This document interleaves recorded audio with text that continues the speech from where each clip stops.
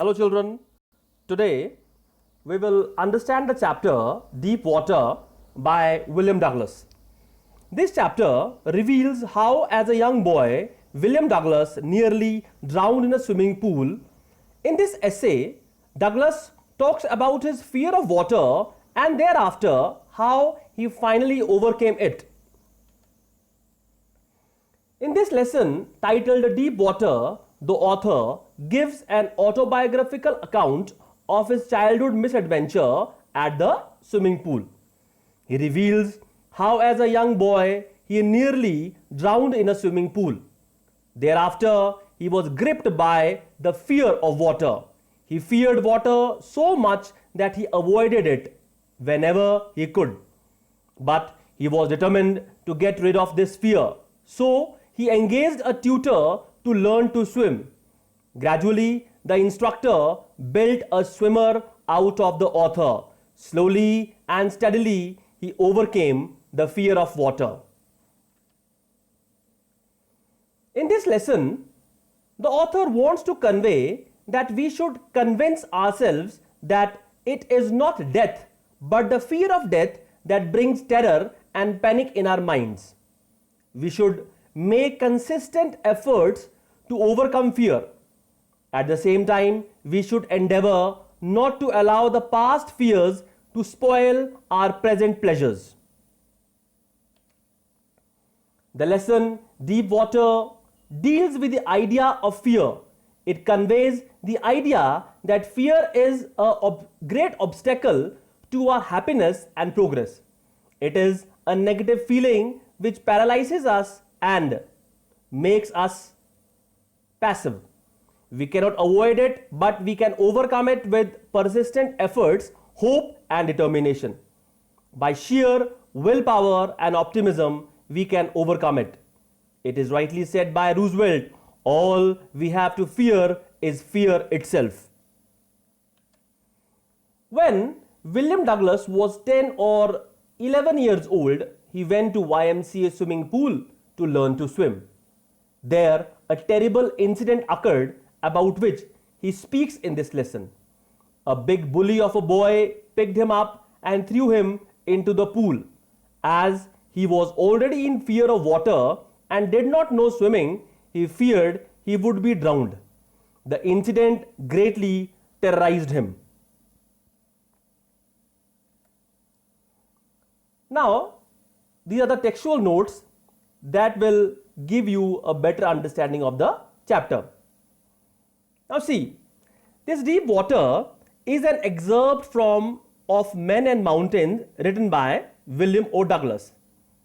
It is an autobiographical description of how the author develops the fear of water and thereafter how he finally overcame it.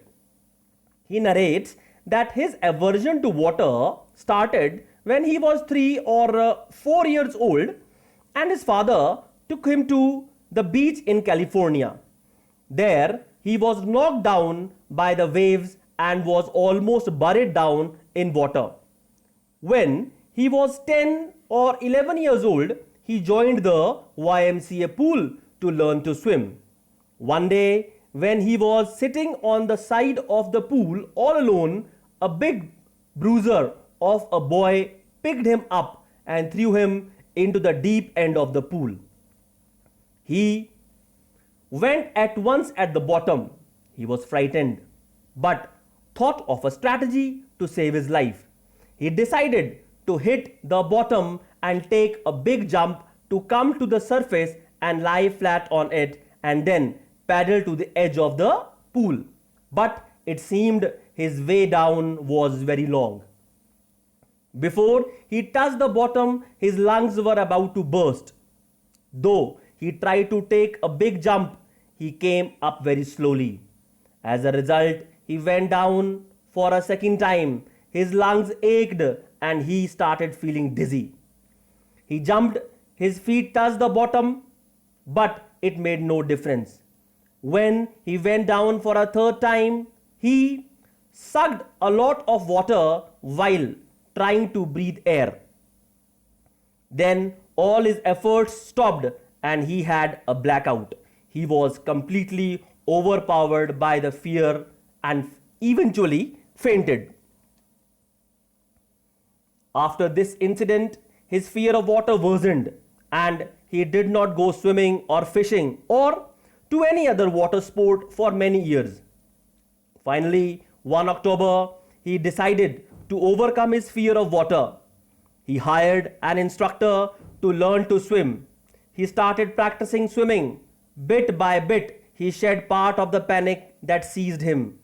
The instructor tied a belt around his waist and connected it to a pulley with a rope. The author practiced day after day till he began to get back his confidence. He was able to swim the length of the pool on his own. Though the instructor was satisfied, the author felt that on many occasions his old fear of water would return. So he continued relentlessly to swim in different water bodies till he was confident that he had overcome his fear. Finally, to test if he had lost the last vestiges of fear, Douglas went up to the Titan, to Conrad Meadows, up to Conrad Creek, trailed to Mead Glacier and camped in High Meadow by the side of Warm Lake. As he had experienced the terror of death, his will to live grew most intensely. This made him fearless and confident. Thank you very much.